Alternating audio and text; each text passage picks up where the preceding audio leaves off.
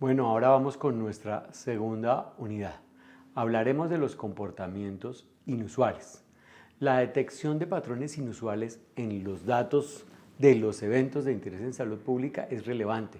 Utiliza métodos de comparación de datos en relación con el comportamiento histórico en un lugar determinado y contribuye con respuestas oportunas y eficaces que mejoran las condiciones de salud de la población.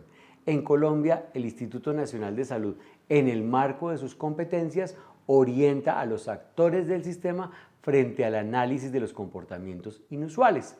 Recomendamos revisar los lineamientos nacionales de vigilancia en salud pública 2023 y la caja de herramientas para la gestión del riesgo colectivo en brotes, epidemias y eventos de interés en salud pública del Instituto Nacional de Salud 2023. A continuación, exploraremos las técnicas más utilizadas en nuestros territorios. Canales endémicos.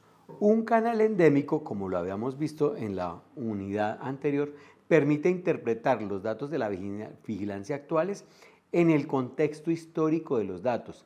Tiene como propósito establecer el comportamiento de las enfermedades objeto de vigilancia en salud pública, mantenerlo actualizado, realizar su monitoreo y predecir el comportamiento futuro de estas para orientar las medidas de prevención y control pertinentes. Entonces, permite detectar oportunamente epidemias e identificar el comportamiento dentro de una variación histórica. ¿Cómo se elabora un canal endémico? La construcción de los canales endémicos está a cargo de los profesionales de salud pública encargados del sistema de seguimiento a los eventos de interés en salud pública en cada uno de los territorios. Para tener en cuenta necesitamos datos como los valores máximos y mínimos, usar medidas de tendencia central, sacar promedios, tener claro el concepto de mediana y de cuartiles. Hay diferentes modelaciones para hacer canales endémicos. Bueno, vamos a hablar de las principales características del canal endémico. Si se trata de vigilancia de una enfermedad de baja incidencia, el número de casos ocurridos nuevos en un periodo de tiempo o de una población pequeña o si se vigilan intervalos más cortos de tiempo. La variabilidad aleatoria desempeña un papel más importante en la precisión de la predicción. La inestabilidad en el número de casos nuevos acumulados de forma histórica, es decir, la incidencia acumulada, provoca corredores muy dentados con bandas anchas de alerta y seguridad. Es preferible utilizar tasas de incidencia crudas o específicas a números de casos, aunque se trate de una población pequeña que esté siendo vigilada. El empleo de los corredores endémicos es usado principalmente para enfermedades endémicas de incubación breve y evolución aguda, pero también se usa para vigilar otras, incluyendo el comportamiento de la mortalidad. El uso de corredores a escala local permite detectar pequeños brotes en ese ámbito que se diluirán en el nivel agregado. Es preferible limitar de 5 a 7 años la serie histórica, es decir, los años que utilizo para construir mi canal endémico. Más años mejorará el modelo de predicción, pero las condiciones que mantienen la endemia varían. En un periodo de tiempo largo también varían los mecanismos de notificación y registro. Idealmente es mejor construirlo con la información organizada de forma semanal, es decir, por semanas epidemiológicas. Los mensuales limitan la posibilidad de detectar oportunamente los brotes y, por tanto, la implementación de medidas de control oportunas. Un corredor mensual proporciona una buena descripción del comportamiento comunitario de un problema de salud y es más fácil de entender para las personas diferentes al sector salud.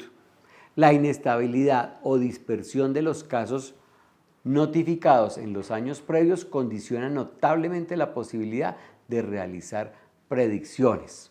En el momento de tomar la decisión para elaborar el canal endémico y seleccionar el evento, bien sea enfermedad o mortalidad, es importante tener en cuenta que se trate de una enfermedad endémica de un periodo de incubación breve y evolución aguda.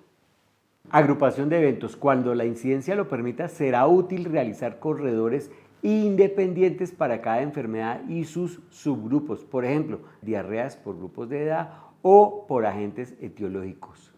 En el otro extremo, como es el caso de las poblaciones pequeñas, se podrán mantener agrupadas las enfermedades con formas de transmisión similares, vigilando no el comportamiento de un microorganismo o de una enfermedad, sino el de una vía de transmisión.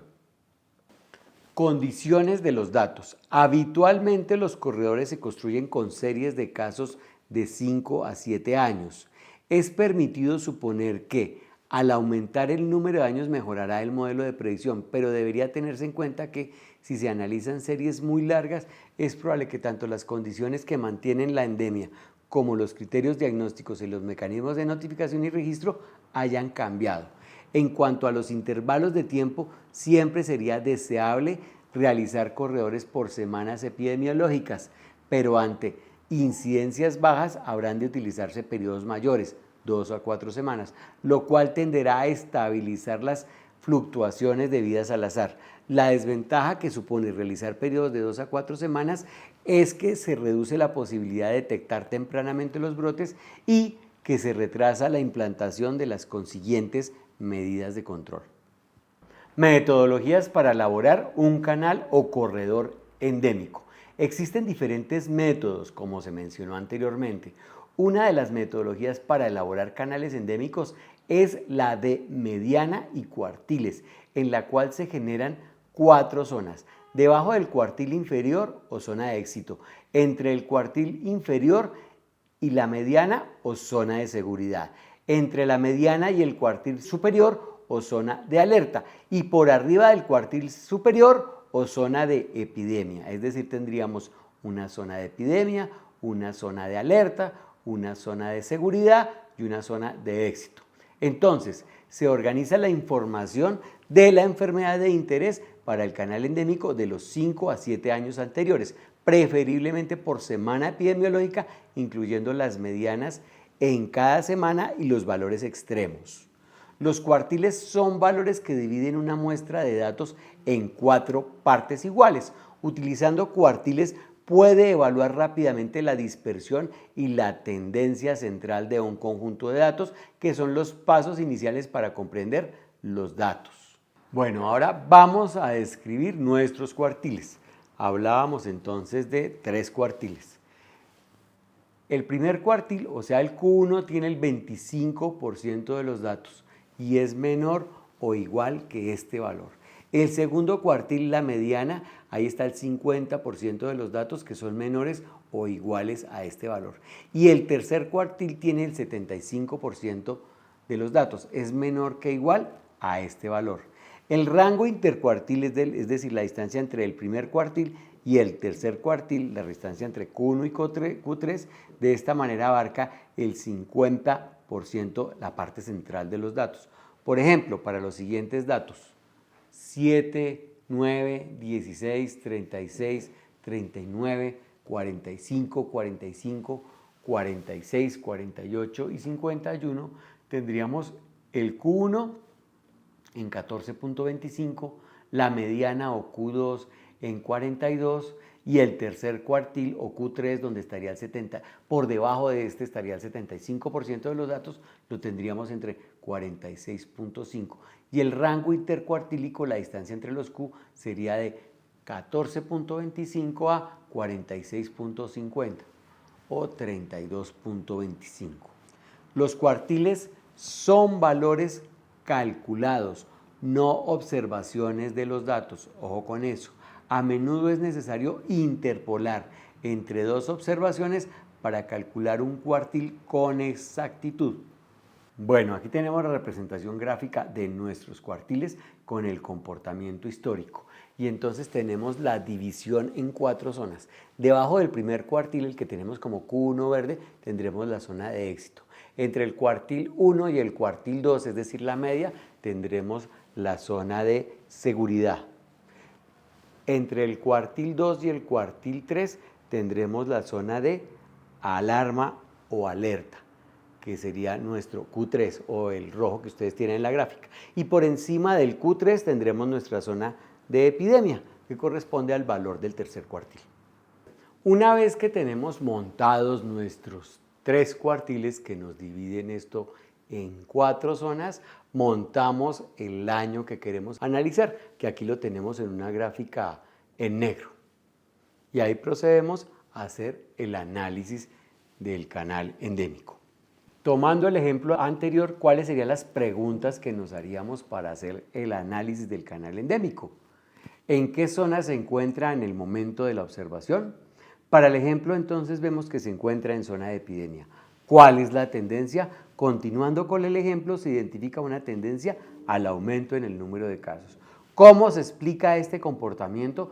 En este punto es necesario tener en cuenta todas las situaciones que dan explicación al aumento de casos, como puede ser el cambio climático, la situación de emergencia, patrones culturales, estrategias de contención de la situación que fallaron y cualquier otra que ustedes crean importante. ¿Qué medidas se necesitan tomar para evitar o controlar brotes o para mejorar los indicadores? En este punto es el momento de recordar información clave para que se presente la enfermedad. Por ejemplo, ¿cuál es el agente causal? ¿Qué vectores propagan el agente causal? ¿Hay asociación con las condiciones de vivienda? ¿Hay estrategias preestablecidas previamente? ¿Hay educación a la comunidad? ¿De qué manera tomar la mejor medida para evitar o controlar el brote? Conclusiones.